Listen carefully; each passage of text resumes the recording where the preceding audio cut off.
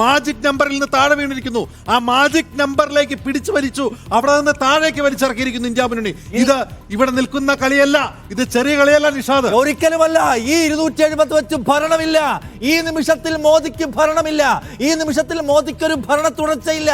അങ്ങനെ ബംഗാളിൽ 26 സീറ്റിലും ഇന്ത്യ സഖ്യം വിജയക്കൊടി നാട്ടാൻ പോവുകയാണ്, ലീഡ് നില ഉയർത്തുകയാണ്. ഒരു ഘട്ടത്തിൽ പോലും ബംഗാളിൽ ബി.ജെ.പിക്ക് തൃണമൂൽ കോൺഗ്രസിനെയോ വെല്ലുവിളി ഉയർത്താൻ കഴിഞ്ഞിട്ടില്ല. ബംഗാൾ വിധി എഴുതും, UP വിധി എഴുതും. UPയും ബംഗാളുമായിരിക്കും ഇക്കുറി ബി.ജെ.പിയുടെ വാട്ടർലൂ എന്ന് തെളിയിക്കുകയാണ്. 270 സീറ്റ് NDA താഴേക്ക് വീഴുകയാണ് എന്നതാണ് ഈ നിമിഷത്തിലെ കാഴ്ച. ഇന്ത്യ സഖ്യം 250ലേക്ക് കുതിച്ചെത്തുമ്പോ 265 7 സീറ്റുകൾ കൂടി എത്തിയാൽ ഇന്ത്യ സഖ്യം വീണ്ടും കേവല ഭൂരിപക്ഷത്തിന്റെ മാജിക് നമ്പറിൽ സ്പർശിക്കാൻ പോവുകയാണ്. ഇതെങ്ങോട്ടാണ് ഈ ഇന്ത്യൻ രാഷ്ട്രീയത്തിന്റെ പോക്ക്? നരേന്ദ്രമോദി എന്ന നായക ബിംബത്തിന് വിൽപ്പന മൂല്യം കുറഞ്ഞു പോയതിന്റെ, ഈ സർക്കാരിന്മേൽ ജനങ്ങൾ അവിശ്വാസ മുദ്ര ചാർത്തുന്നതിന്റെ കാഴ്ചയാണോ ഈ കാണുന്നത്? 254 265 254 എന്ന് പറയുമ്പോൾ ഇനി വേണ്ടത് 18 സീറ്റുകളിലെ ലീഡ് കിട്ടിയാൽ ഇന്ത്യ സഖ്യത്തിന് കേവല ഭൂരിപക്ഷത്തിൽ തൊടാൻ കഴിയുമെന്നാണ്. വീണ്ടും ആകാംക്ഷയുടെ, ഉദ്വേഗത്തിന്റെ, നെഞ്ചിടിപ്പിന്റെ മൊമെന്റ് തിരിച്ചു വന്നിരിക്കുന്നു. അരമണിക്കൂർ 3/4 മണിക്കൂർ പിന്നിടുമ്പോൾ 265 254. പശ്ചിമ ബംഗാളിൽ, ഉത്തർപ്രദേശിൽ അടക്കമുള്ള സംസ്ഥാനങ്ങളിൽ മോദി ബ്രാൻഡ് ഇടിഞ്ഞു കുത്തി വീഴുന്നതിന്റെ, നരേന്ദ്രമോദി എന്ന അജയ്യനായ താരം മാത്രം മതി ജയിക്കാൻ, മറ്റൊന്നും വേണ്ട, RSS പോലും വേണ്ട എന്ന അമിതാത്മവിശ്വാസത്തോടെ JP നദ്ദ സംസാരിക്കുന്നത് നമ്മൾ കണ്ടതാണ്. അവിടെയാണ് നോക്കൂ, ഈ വലിയ ഡിഫീറ്റിനെ, വലിയ തിരിച്ചടിയെ, വലിയ ഉദ്വേഗത്തെ അവർ നേരിടുന്നത്. എന്തുകൊണ്ടാണ്?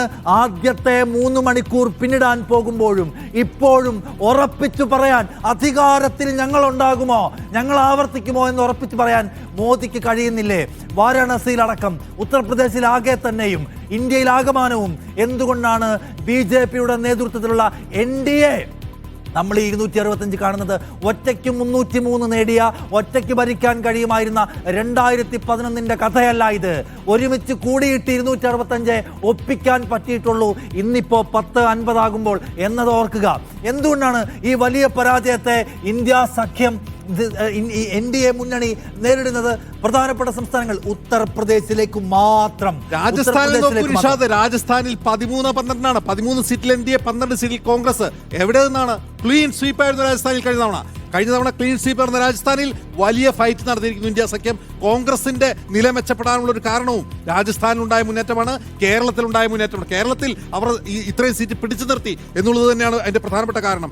ബംഗാളിലേക്ക് നോക്ക്, പശ്ചിമ ബംഗാളിൽ TMC 27 സീറ്റിലാണ് ലീഡ് ചെയ്യുന്നത്, കോൺഗ്രസ് 2 സീറ്റിലും, ബി.ജെ.പി കേവലം 13 സീറ്റിലേക്ക് ഒതുങ്ങി. അതായത് UPയിൽ കുറയുന്നത് ഞങ്ങൾക്ക് ബംഗാളിൽ കിട്ടും എന്നാണ് പറഞ്ഞത്, പക്ഷെ ബംഗാളിൽ കിട്ടിയില്ല. ഒഡീഷയിലും ആന്ധ്രാപ്രദേശിലും ഉണ്ടാക്കിയ ഒരു മുന്നേറ്റം മാത്രമാണ് ഇപ്പോഴും ഈ 265 സീറ്റിലേക്ക് NDA എത്തി നിൽക്കാൻ കാരണം. അല്ലെങ്കിൽ നാണം കെട്ട തോൽവി, ആന്ധ്രയും ഒഡീഷയും ഇല്ലായിരുന്നെങ്കിൽ ബി.ജെ.പിക്ക് നാണം കെട്ട തോൽവി ഇപ്പോൾ കാണാമായിരുന്നു. യെസ്, നോക്കൂ, 265 എന്ന് പറയുമ്പോൾ 443 അംഗ ലോക്സഭയിൽ 272 സീറ്റുകൾ നേടുമ്പോഴാണ് അധികാരത്തിന് വേണ്ടിയുള്ള അവകാശം കിട്ടുക. 265ലേക്ക് വീണ്ടും നിലം പതിച്ച മോദിയെയാണ് നമ്മൾ കാണുന്നത്.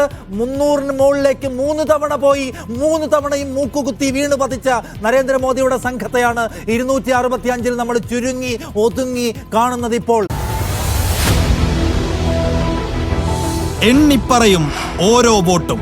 June 4 media 1-നൊപ്പം.